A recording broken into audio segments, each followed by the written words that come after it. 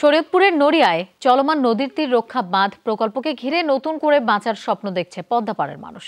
বর্ষার আগেই ভাঙন প্রবল এলাকাকে বাঁধের আওতায় আনার লক্ষ্যে কাজ করছে পানি উন্নয়ন বোর্ড। নির্ধারিত সময়ে কাজ শেষ করার পাশাপাশি জমি পুনরুদ্ধারের দাবি স্থানীয়দের।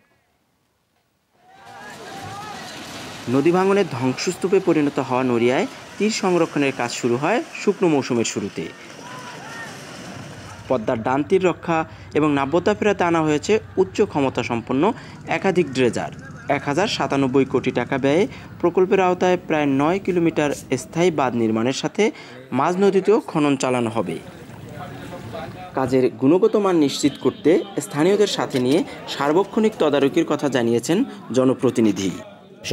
সচক আছে, আমরা কোনো ত্রুটি দেখলে সাথে সাথে আমরা প্রধানমন্ত্রী শরণাপন্ন হব, যাতে আগামী বর্ষার আগে আমরা কাজটা সমাপ্ত করতে পারি।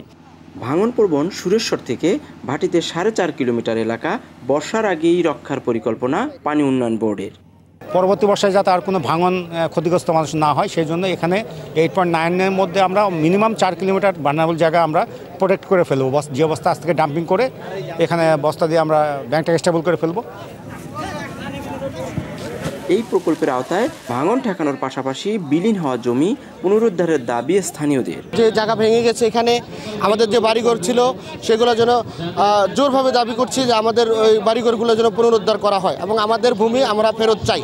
এটা যেন স্থায়ী হয়, আর যেন আমাদের মতো কোনো নদী ভাঙনের কবলে কোনো পরিবার, কোনো মানুষের যেন চোখের পানি না আসে। ভাঙনে হারিয়ে যাওয়া জমি পুনরুদ্ধারের আশ্বাস দিয়েছেন পানি সম্পদ মন্ত্রণালয়ের সচিব।